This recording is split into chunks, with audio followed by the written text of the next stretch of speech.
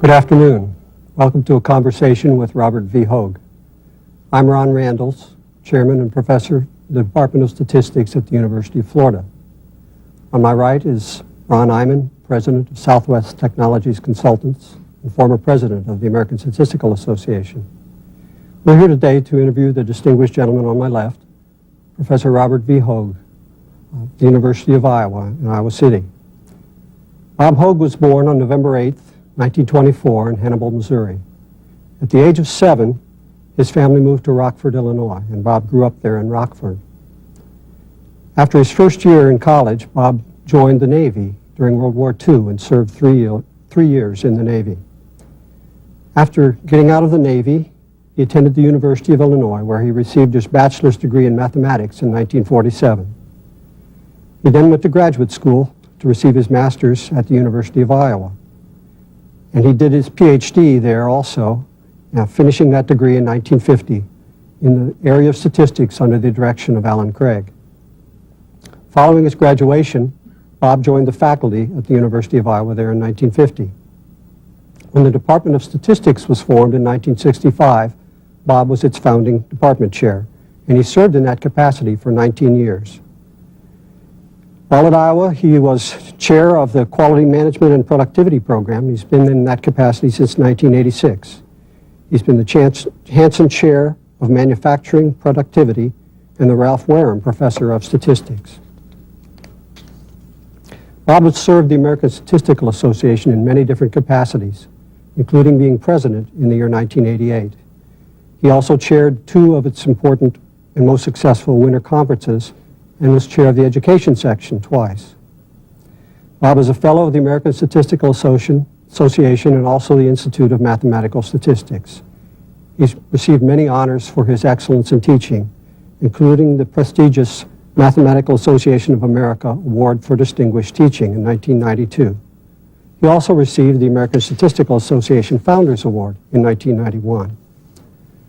Bob is well known for many fine contributions to the scholarship of our profession. And he's given some great lectures, including some papers, including some thought-provoking discussions on the quality movement and its application to the field of statistics. But I think Bob is particularly known for 2 things. First, his many contributions to statistical education, starting with the very classic textbook, Introduction to Mathematical Statistics, which he co-authored with Alan Craig. But he has several other outstanding textbooks as well.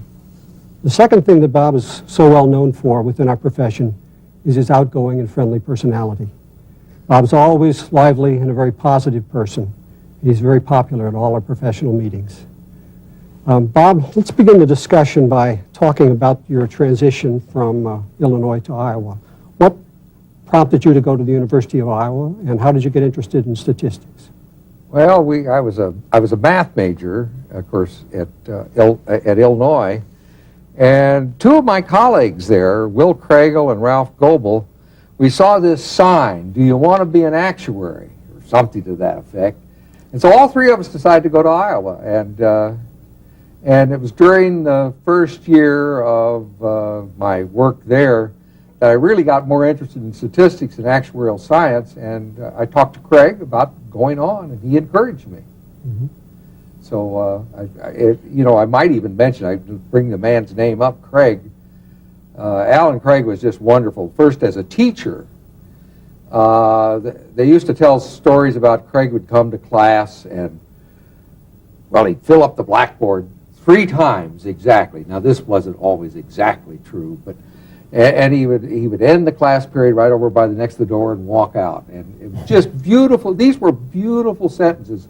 I remember when I first started teaching, I tried to teach like Craig, and I would write these sentences out on the board, but I finally gave up and adopted the Bob Hogg style. I couldn't do it anymore, Ron. Well, I know you've always talked about teaching styles. That's something that's really interested you. I think it's very important. I think we have to sort of adapt to our own personality. I think it's very important, I found through the years, to try to get feedback from students. Do not demean the students. Now, sometimes I kid students a lot, and I hope they They know it's good humor most of the time. And of course, I tend to pick on students. Some of the students don't, but I really try.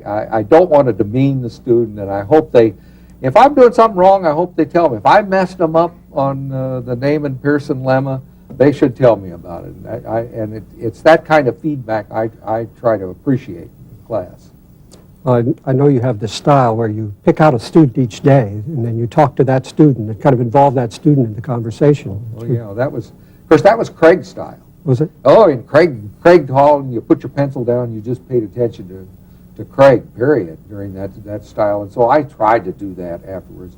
I tend to bounce around a little bit more than I used to. I can always, this sounds a little bit biased, but I'm going to say when Craig wanted to make time in class, he called on Bob Hogg. I had the answers for it most of the time. I was prepared. I remember when your own daughter was in your class. She laid down the rule, didn't she? Oh yeah, Barb. I had a Barb. I thought maybe she was going to be a statistician, and could have been. She actually turned out to be an actuary later on. But I used to hand out little cards, and I would give them a chance whether they wanted to be called on or not. And Barb had put no on hers. I can remember teaching class one day, and I'm usually pretty prompt, and I end the class on time. But I talked maybe a couple of minutes over, and I heard this book slam in the back of the room, and it was Barb. She had a Coke date after that. It was at 3:30, and she wanted to get out, and she said, "Here, Dad, you're talking over." She made it known to me, and the other members of the class, by the way. Tell us a little bit about Alan Craig and your years of working with him, particularly your student years with Alan. Yeah. Oh, Alan, I say first he was a great expositor. I mean, really superb. And he was very generous. When I worked for him as a student, I think, I'd go in and see him at least once a week, more often than that. And Alan, I can't think of the hours he spent with me as a student. I'd go with the board, 2 hours, maybe 3 hours in his office. We'd be talking about things. I wrote on the stochastic independence of a ratio and its denominator. And, of course, Alan was interested in independence. He has, of course, the famous matrix formula, AB equals 0, for the independence of two quadratic forms, and that's Craig's theorem. And so, I got interested in independence in those early days because of Alan. And Alan was very close to me. He was a bachelor, and after I got married and Carol and I started having children, he became the godparent of all our children, and we'd have him over for Sunday dinner. So he's very close to the family. You named one of your sons? Oh yeah, my first boy named Alan. Can't do better than that. I know his brother said, of course, for some reason or other, it got to be Hogg and Craig. Obviously, he was my senior. Probably should have been Craig and Hogg. But he was always promoting me, and I remember his brother said when Alan, my son, was born, and I named him Alan Hogg, he says, "Well, you finally got in front of Hogg there." so he had. One of the central themes in your research has been independence through the years. Can you tell us a little bit about some of that and some of those early papers that involved that theme? Oh yeah, it was, and I continue. I still sometimes think I used to claim during the 50s I was sort of the fastest gun in the West as far as recognizing independence. I used to go through the annals and try to find independent statistics. I was great at finding them. I could spot independent statistics. One of the reasons, Craig came back in 1951, and he made this statement like this. He says, Bob, every time we find that statistics is independent of X bar when sampling from a normal distribution, its distribution was free of mu, the mean.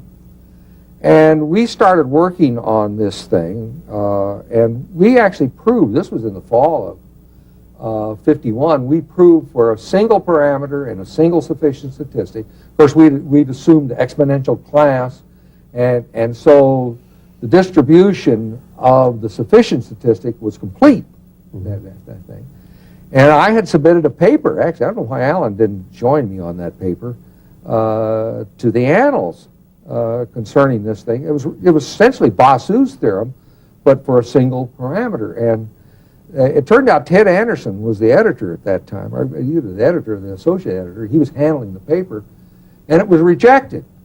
By the way, I found out afterwards it's not too serious to have rejected papers, but you got to kind of keep following up. But it turned out the referee, now this was the summer, probably about the summer of '52, the referee had really stated Bossu's theorem and proved it in general. And so I think Anderson thought this is just really a little special case. I tried to publish the thing again using an example. I stated very clearly that a referee of a previous paper had helped me out on this. Joe Hodges was the associate editor at that time. Man, I never got really a favorable review. And Hodges had actually suggested I divide the paper, take the example and the theorem and put them in two separate papers. But of course I thought, well, that theorem belonged to somebody else, the referee mainly of that first paper. And I probably should have done some things, maybe even asked to correspond with that referee or something of that sort. I should have followed up. And then I had a couple of personal problems about that time, and it just, I didn't follow up through that thing. But I would simply say, if you get a rejected paper or so on, and you got a good idea, go after it, keep going after it, hammer away. That would be my advice. Yeah, I've heard you tell that story to young faculty with with that in mind. But actually, I feel, of course, Al and I were, of course, we were interested, and we were actually teaching, in quotes, Bossu's theorem in '53 to classes. Mm-hmm. And so we were very interested in sufficient statistics. And I might mention that was really the reason we wrote Hogg and Craig, to be truthful. We said we were going to write a monograph on sufficient statistics, and we didn't like the way any book did the sampling distribution theory prior to that. Good sampling. And so we added that. Well, then we added a few basic distributions, and sure enough, pretty soon we had a textbook. And so that was, and the first edition was 1959. And so it was, but it was a great experience. It was wonderful working with Alan. He was, I say, right at first, my teacher, my mentor, and he's a wonderful guy. Yeah.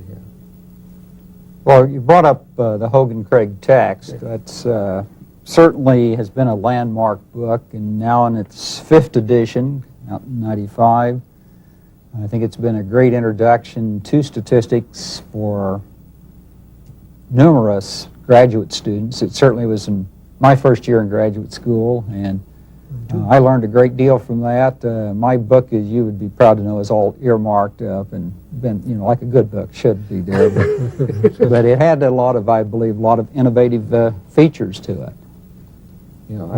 I think we did pretty well. We actually had proved a theorem actually on independence of quadratic forms. Of course, Craig did the AB = 0 theorem. And this was a theorem that was better than Cochrane's theorem, in my opinion. Now, again, you get a Hogg bias in here, but it was essentially, now these were, quadratic forms and normally distributed variables, but essentially you had a quadratic form that had a chi-square distribution equal to a sum of a number of quadratic forms. The first, let's say, k minus 1 of them had chi-square distributions, and the last one was greater than or equal to 0. It was non-negative. And it turns out, under those conditions, they have to be mutually independent, and the last one, of course, has to be chi-square. And we proved that theorem. I think, and of course, if you'll decompose, like the sum of squares in slow motion, so to speak, into one piece plus another piece, you see the first one's chi-square, and this one is non-negative, then you go to chi-square and independent. Then you continue this decomposition. It's a lot easier to use in Cochrane's theorem. The hypotheses of Cochrane's theorem are never verified. You have to have the rank on the left equal to the sum of the ranks on the other side, and that just doesn't, they don't verify it. So I would have to say, this was in '58, as I remember we did that. And of course we had that in Hogg and Craig. That was another piece of Hogg and Craig that we had later on. Now that nobody teaches that chapter because it's a matrix chapter, but it's there. It's there anyhow. I think a lot of the features of the Hogg and Craig book, you mentioned the completeness and sufficiency is one of the big ones, of course. I thought the change of variable method, the way you articulated that. Best in the world. Yeah, The best in the world. There's no question about it. Nobody does it as well. well, I continually refer students to that book. Yeah, because that's good. Now that's good. What I call sampling distribution theory, Right. and I'm teaching a course right now, and the students are taking an examination today while I'm out of Really? town on that. They got, so I got two variables, x1 and x2, and I got functions of. I got y1 and a y2 that are a function of x1 and x2, and they're going to find their distribution, or else. So they have to be. Oh no, I think we did well in there. It was a well-written book, and I thought the way that it was laid out as each section was a lecture, a session for the class with good exercises at the end. Now the reason it was well written, you know, of course Alan, the reason he put Hogg first, of course he was trying to promote me, and he said, now Bob, you'll do the revisions. Although he worked equally hard on the second. Probably I did more of the work on the third, and the fourth and the fifth I did myself. Still lots of Craig in there. Craig was a great writer, and he was actually a joint math classic major at the University of Florida. All right. and so I think from the classic, I think the Greek and the Latin, I think Alan learned a lot about writing. He was just a good writer. Mm-hmm. Well, Bob, in the early 60s, you had several interesting publications on iterative tests, Right. Which you used your results on independence as well. Yeah. Can you describe a little bit of that to us? Now this was I was searching for, of course, independent statistics. And of course you got a parameter space over here and you got the null space over here. And sometimes there's a long, in quotes, distance between those two. And so I got the idea of, well, I just sneak down a little bit. And I put another sub-hypothesis and another sub-hypothesis, until I finally got down to this one. And of course, it turns out, if you've got complete sufficient statistics, as you go down in here, it turns out, by the way, you use likelihood ratio statistics or almost any kind of statistics you want. Turned out these statistics are mutually independent. Of a simple example, suppose you have two normals, and the x and y are independent, and you're worried about, well, the equality of variances first, and then the equality of means, and so you sneak down that way. And of course you end up with an F test here, and then you follow by a T test. If you get through that first phase, you follow by T. And of course the F and the T are stochastically independent. Mm-hmm. Even the T doesn't have to be a central T, it can be a non-central T. You don't have to be in this null, but you have to be at least, if I'm doing the whole sort of K bit, I've got to be at least into the next to the last sub-hypothesis before that works. But you get mutual independence. Of course, that makes it a lot easier to compute probabilities on the overall test. The overall test, Yeah. yes. So You also had a very important and foundational paper on order-restricted inference. Would you tell us a little bit about that? well, I got interested in that. I heard Dan Brunk speak at one time, and they were doing ordered parameters. You're referring to the ordered parameter kind of idea, and I made a suggestion to Dan about a certain kind of estimate. I remember I was at a meeting, and we went home, and both of us thought of a counterexample that it wouldn't be a maximum likelihood estimate. That's what we were looking for, and so we had a problem. Mm-hmm. And so I worked with Dan on that problem. Actually, Wally Frank and Dave Hansen, also from Missouri, got involved in that thing, and so it was fun. And then I wrote another paper. I don't know how important it was on ordered restricted, but I had a little period in there, and then of course we hired Tim Robertson, and of course later Dick Dykstra was one of his students, and we hired him back, and of course they do the ordered restricted parameters. So I kind of keep up with the field. I'm not an expert in it, but it's sort of, I get it by osmosis maybe. I hear those guys talk about it enough. So, but it was fun. It was fun. I remember you talking about that first paper in particular, and I think you said you found your counterexample on the airplane on your way Right, home or something? I was, yeah. I found it, and Brunk had found a counterexample too. So we crossed it. So we knew when we both had counterexamples, we had a problem. Yeah. And of course, it's, you know, a lot of times in this business, it's the questions, the kind of problems you raise. Those were always important, good questions. I can always remember in my younger day, I would hardly ever read a paper without thinking. I was keeping thinking, can I find a problem here? Is there a question? Is there something? And I just continually thought about that sort of thing. That's, you know, I would say to young people today, I think that's a good idea when they're reading papers to try to think of problems that might be associated. So, you know, every once in a while you ask a good question. I remember that philosophy because when you and I were working together, we would have a seminar with a few students, and you would always say, "Ron, we're going to get a paper out of this." So no matter what we were working on, we're going to get a paper out of it, even if we were reading a book. Yeah. Oh no, it was fun, and we used to do, of course, as you know, we used to do a lot of seminar kind of things where we pick a book, Hayek and Sadak, for instance, and we'd read that, and we'd read hard. I mean, the faculty would work, the students would work. But we learned, Ron. That's right. We learned, and that was important. And we got a paper out of it. Yeah. Right, we got several papers. Another prominent theme in your work has been robust and adaptive procedures.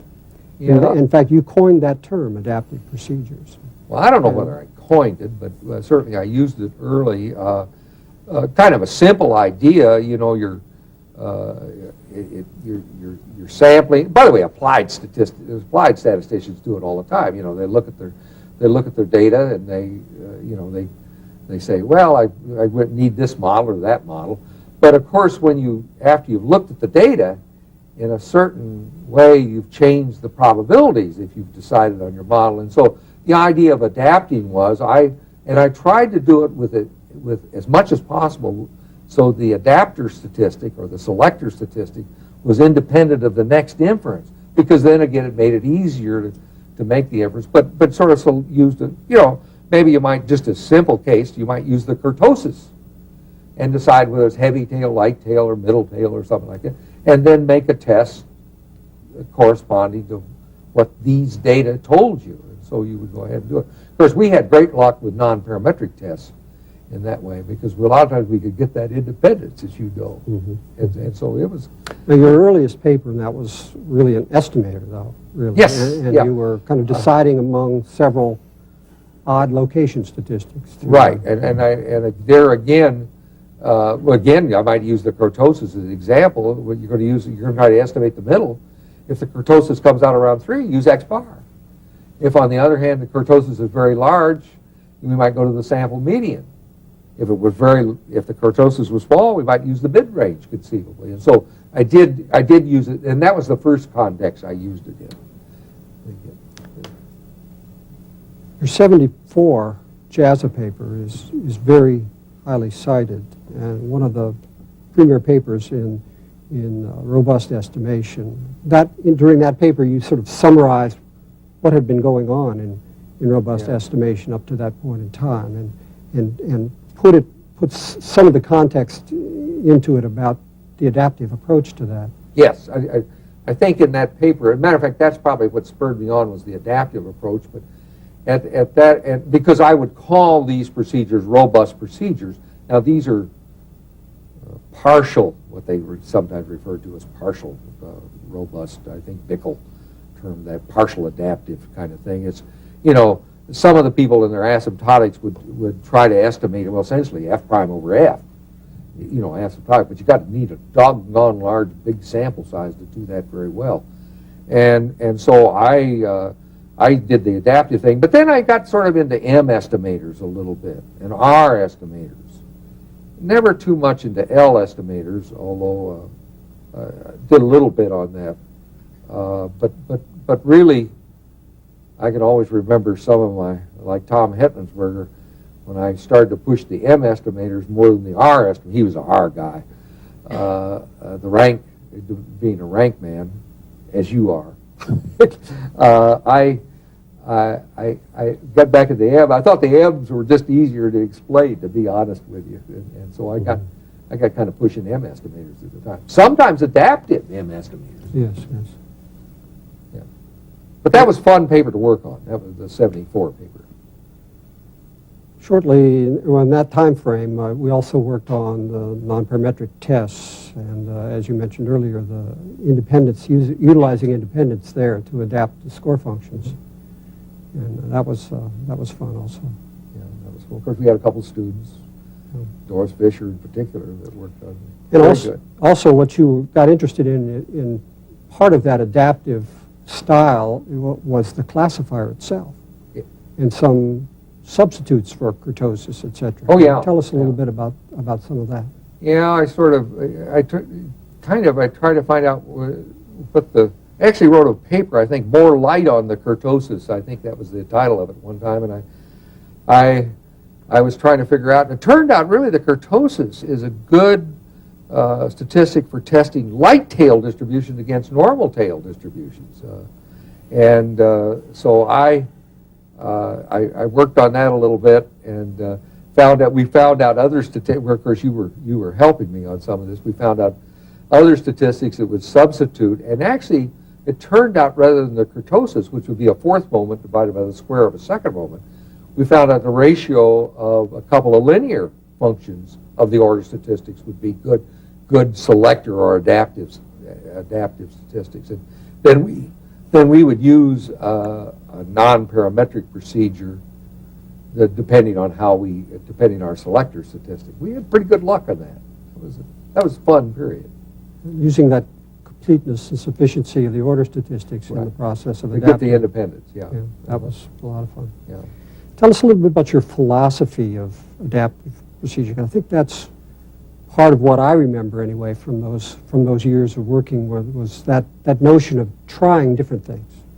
Well, tried lots of things. I just thought it was dumb to make up, and of course I say applied statisticians do it. They're smart, and but we always had the feeling where as a mathematical statistician you had to do it clean. You had to make up all this model first and then go ahead and do it. And I say, and so what the adaptive philosophy was to simply say, hey, let's look at these data and then decide what tests we're going to use. Now, I tried very hard in all this thing to make sure that this selecting idea was independent of the tests that followed, just because that made the computing, well, for instance, the alpha level easy if I had the independence. And of course, as you know, we could use 0.5 levels for lots of different tests, and the overall test, if I had that independence, would be still an 0.5 level. I remember when we were working on some of these things, you're always saying, try different things. Try a heavy-tailed test, try a light test, just see what works. Yeah. And then if they give you the same answer, it's right. Right. If they give you different answers, Well, of course, particularly in the robust stuff, when I get to M estimators, I always thought, well, I do least squares, essentially the standard, normal kind of thing to do usually, and do a robust procedure. They gave you the same result. Hey, look, I just report the normal score. But if they gave you different results, then you better start looking for outliers. And of course, you put weights on the different points, and they would spot outliers. Actually, Ron, one time I was at Los Alamos, and they were doing half-life of plutonium-241, and it turned out that they had sent some of this stuff around to the 6 national labs. At one time I knew them, you know them, and I probably could. But the interesting thing, we were fitting. I was working with Keith Ziegler at that time, and we were fitting the things in there, and we fit at least squares, and you've got, I forgot, a half-life was something like 14 years or something like that. And it turned out that if you used robust schemes, there were some outline points that got very low weight, actually 0 weight with the robust estimators we're using. And all the points that were outliers were coming from the same lab, not Sandia. By the way, they were making a small technical error that we had picked up through this procedure, that the lab had been making a small technical error in doing the plutonium-241. Well, perhaps we could, at this point, cover a different phase of your career, and you've been a longtime member of the American Statistical Association, served as president in 1988. You've served in other leadership capacities in regard to statistical education, and I guess that first of all I'd just like to ask you to comment about what changes perhaps you've seen in the organization over the years, perhaps maybe some individuals that were responsible for that, and perhaps where is ASA headed in the future? If they can do it. I don't know. I hope it's headed in the right direction. I've mentioned some things that ASA might look at, but and I go back here, and of course I've been involved in the statistical education section a long time, and it was as I mentioned, it was very inactive in the 60s and started to go in the 70s. Actually, I think one thing, and I'd like to mention Fred Leone, because he had been a faculty member at Iowa, and then he joined ASA as the executive director, let me say the middle 70s. I forget these dates just exactly. And I think Fred was there at the right time. Fred was a can-do person. And I think Fred, I worked with him on the ASA, NCTM committee and things of that. Let's do it. Let's get it done. Let's try it. Let's do this. Fred was very good for the association for a number of years there. Fred and Betty Leone were great friends of mine. My wife was ill, and we had to go to NIH in the 80s, and Fred and Betty insisted that I stay with them. And it was always kind of I'd come home at night late. I'd stay over at the hospital a long time, and I'd come home at 8:30 or 9.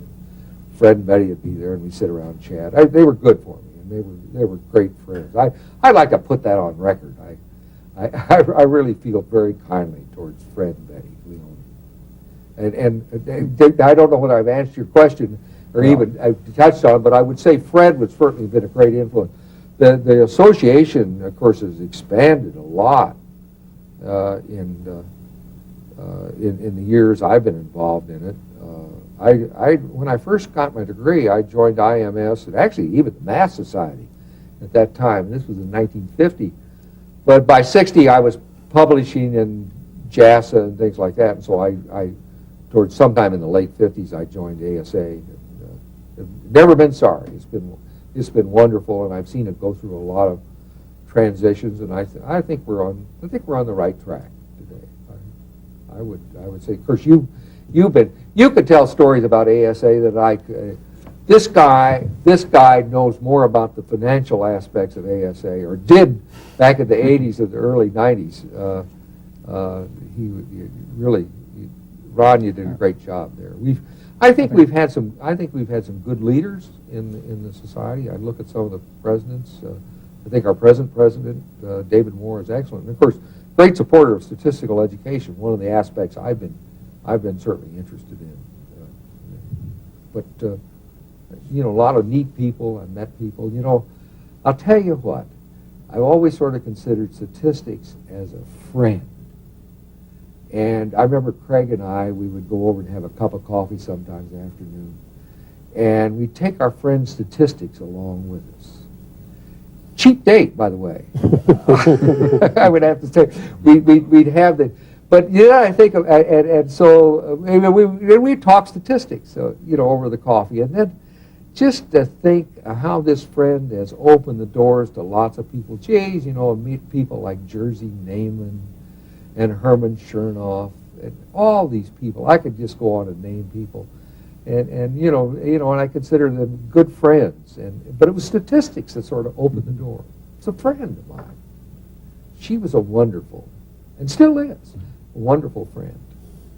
By the way, is she female? I don't know.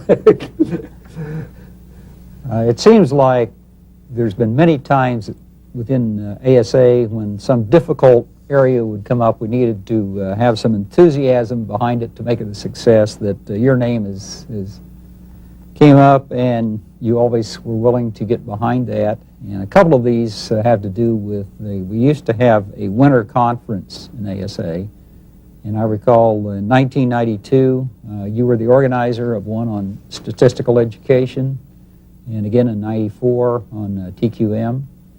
And these two, I believe, were widely recognized as the two most successful winter conferences that we've ever had. Amen. I would say, actually, this was, of course, I liked Lee Decker and Doris Moss I worked with on the thing, and I always thought, gee, we could do better than we do on winter meetings. And I said, why don't I have a winter meeting on statistical education? And that was, of course, the 92 meeting. And it was really a wonderful meeting. I tried to get students. We had over 600 people there and over 200 students at that particular meeting. Tried again very, very hard at the TQM one in Atlanta. The first one was in Louisville. And the Atlanta meeting in TQM, I thought that was very successful. Again, try to get students out. Very important. And at that time, I was pushing for students so much, we had the college college bowl. By the way, I always won it the last couple times at the annual meeting. I want to point that out. We started the college bowl at one of those times. I forgot which meeting. I think maybe the 92 meeting on Stat Ed. But that was a great meeting, really. I did a lot of work on that, but it worked out. It was fine. I just think it was always fun. And Doris, of course, Doris now has left the ASA office. Lee Decker's still there. And they used to make my badge there, Boss Hogg. I'd come in there with my Boss Hogg badge. You know, I was always proud of it. I'd get Lee and Doris to sign it. And so it was fun. And, you know, they were, in my eyes, those were very successful meetings. And I think, well, Ron, I think you were at both of them, if I'm not mistaken. And they were really successful meetings. But ASA, unfortunately, would always look at what made a successful meeting. Money. And, you know, if we got 600 people, I would say at, you know, a regional kind of meeting like that, although it wasn't restricted to any region, you know, that was a pretty darn successful meeting. But somehow or other, they couldn't, with the professionals back in the home office, they couldn't make ends meet, seemingly, and so we did away with the winter meetings. I think it's too bad. But we now have the College Bowl at the annual meeting. So, and really, I think we ought to encourage students. Iowa sends, we come up with some funds. Randles, you come up with funds from Florida? Good. Yeah. All right. And you're making so much money in your consulting service, you'd like to donate some, wouldn't you? Yeah, get in line.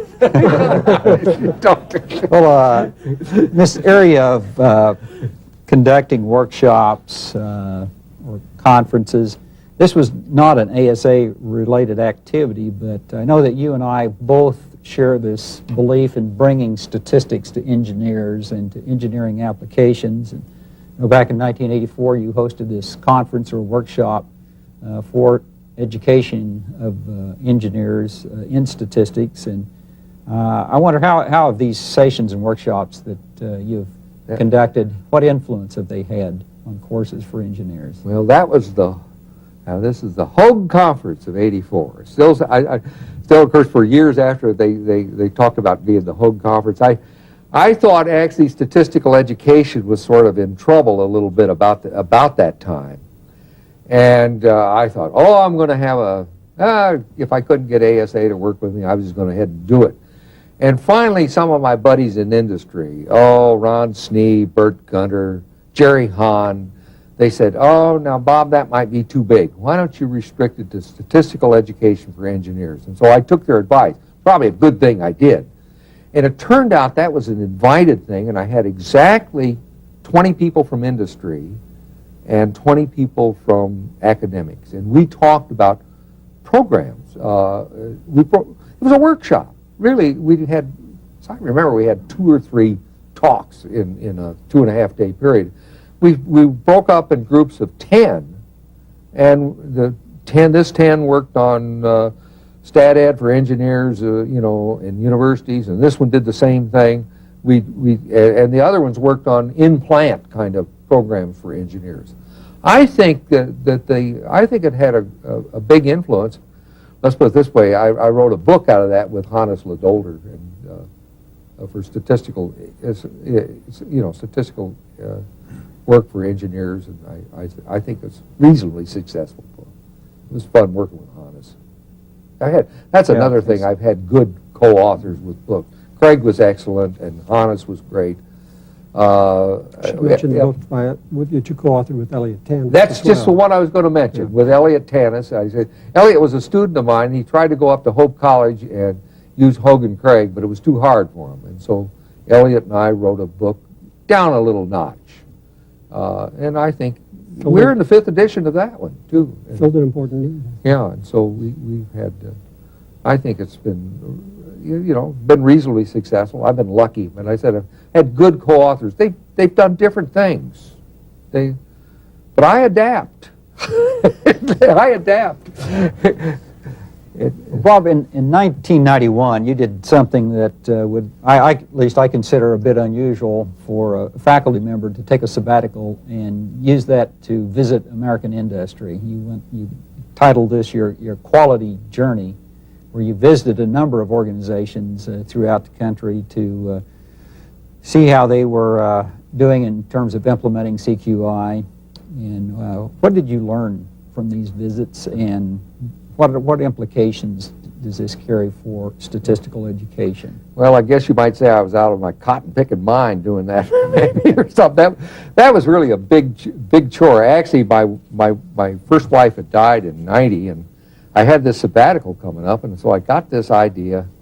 This was fall of '91. I got this idea of going around to all these companies. I went to 20 companies, good companies: IBM Rochester, Motorola, Ford, GM, Saturn. Very interesting, Saturn.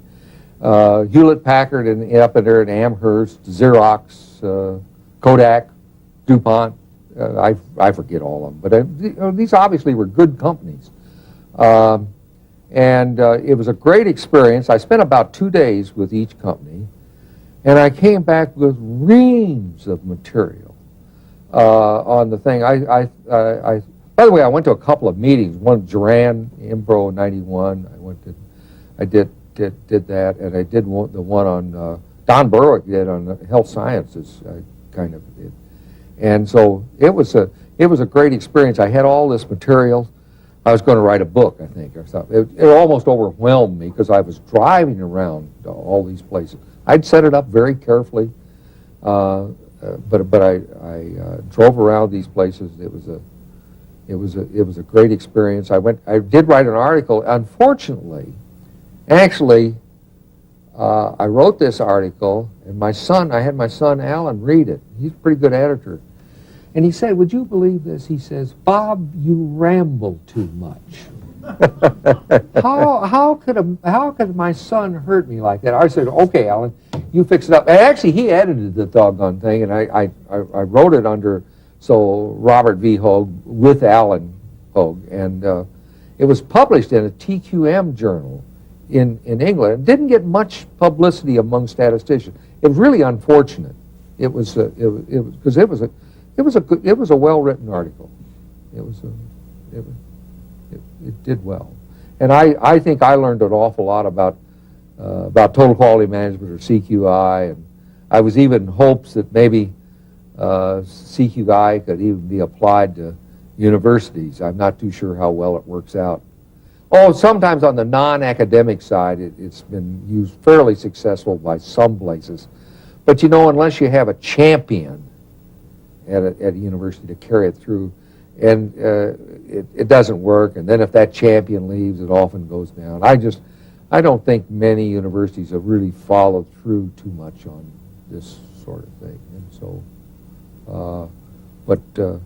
You've always talked about how we as a profession should be doing more in terms of using quality management in what we do, and as those of us in the academic field as teachers, how we should use that. Can you expand on that a little bit? Oh yeah, this is a matter of fact. I'll have an article that's going to appear in February in American Statistician that talks about let's use CQI in our statistics programs. It'll be in it. Now, basically, I always find out. Well, at least I could use it personally in the classroom. You know, I use a lot of I use 1 minute papers a lot. I first heard about this from Fred Mosteller. The last minute of the class, they're supposed to put down, several, they can put down anything they want to. The most important thing, what was the muddiest? And then if they turned this in to me and I said, boy, I blew that proof, or I didn't do that very well, then I talk about it first thing next time. And so I always give them back. But I'm very careful to try to give students feedback first. And I try to get this. I think probably it's made me more aware of being kind and considerate and generous to the other stakeholders in say, my own department. I think we try to get that interaction. And I think there's lots of things we can do. Mentoring, for instance. I think that's very important that we do mentoring, not only in research, but maybe in teaching, too, with some of the younger faculty. But there's just lots of ideas that we can use. And sometimes it just means being considerate to other people. Don't demean them. I talk to the custodians around the building, you know, and maybe 15, 20 years ago I didn't do that so much. And I think they sort of, it doesn't take that long, and I think they appreciate it. And there's just I'll tell you, there's lots of waste out there and no value-added activities, lots of it. And I think if we just kind of think in our own personal lives, and I guess maybe about the activities of the department. You're chairing a department now, and I'm sure you see lots of waste. I say there's waste even in universities, and maybe especially universities. And so now we got to have a little bit of flexibility in universities. I would say this, and you know, particularly. The difference, I think, and we've got to do our research, and then that's got to kind of be wide open. And most of the time in companies, everybody's focused one way. But when we're doing our research, we've got to do it. Now, when it comes to our programs, we can talk about our programs and what should be in the programs. And so we should do that. But I think there's just lots of things, and I'd list this as some of these things in this paper that I will be in the American Statistician. Bob, you've been one of the leaders in terms of statistics education through the years. You've written a lot of papers, maybe more than anyone else, on various statistical education issues, and made suggestions to our departments about improving undergraduate programs and graduate programs through the years. What do you see as the major, most important changes, and where should we be pointing ourselves at this point in time? Well, you know, maybe 25 years ago, I wouldn't have said this, but I would say, I think we've got to improve the undergraduate programs in statistics. By the way, there's some good programs out there. Brigham Young, for instance, excellent program. And we can benchmark this. But I think, and then we have to make an effort to go out and really recruit students. We have to be proactive in trying to get, now in this case, I'm talking about high school students to come into our program. I think a lot of people have talent in mathematics and other fields, and they should consider the field of statistics. Maybe the advanced placement examination is going to help us. That makes us a little bit more visible on this thing. But I think I would like to see us really improve the undergraduate programs and try to make an effort to go out and get more and more students in that. You know, we're short of students, I think, for our graduate programs, to be honest with you. And I think we should be training more statisticians. There's a lot of non-statisticians teaching statistics. By the way, the mathematicians and the sociologists and the psychologists and the engineers, they'll continue teaching statistics, and we should help them along that. I think we've got to cooperate with those people and help them. But we must train more statisticians. And I think the way to do it is go out and try to get some undergraduates. I worked with actuaries for years, and boy, we've got kids coming to Iowa that know they want to be actuaries in their freshman year. Not many of them come to Iowa and say they're going to want to be statisticians. Now, if the actuaries can do it, so can we. And I think we have to try there. Certainly the AP exam is helping, I think. A number of programs have commented about the fact that now they're getting people entering the university wanting to be statistics majors as undergrads. Yeah. That's a major plus. Yeah. How about the graduate programs? What do you see there? What do you see as the needs there? Well, the graduate programs, I feel that we have to reach out more. We've got to leave things that are strictly theory of statistics, sort of.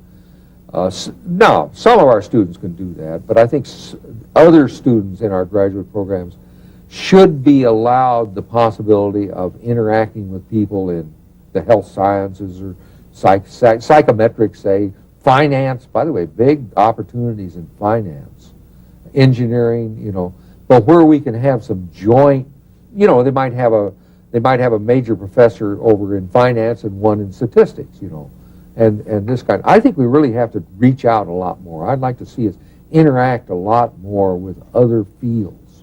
And maybe the applied statisticians have been telling us this a long, long time. Ron IMAN, of course, is, you know, you've worked a lot with engineers, for instance. But, you know, no reason you can't work with biologists if you have some background in biology. And so I think my buddy Ted Bancroft, when he was alive and headed the department over there at Iowa State, he would always say, well, a student would come to him and say, I want to be an applied statistician. He would say, applied what? Applied in what? You know, and he would want them to have some sort of secondary field. It was very, you know, very important. They know something about engineering or biology. And Ted felt that very strongly, and I agree with him. I think that it is. And I think our graduate programs, I say, it's a balance, Ron. You know, we have to have some that, you know, do theoretical work, but some do this interactive work, too. I feel this reach out thing is important. Well, if we looked at students who had more diverse backgrounds, that would certainly broaden our recruiting base as well. Oh, yes, yeah. Yeah, there's no reason. You know, I talked about mathematicians and, you know, math people in high school, but there's no reason why, you know, somebody in biology, we know people that, you know, come over, but they got to have some mathematical talent to be statisticians, and just give them that opportunity. So.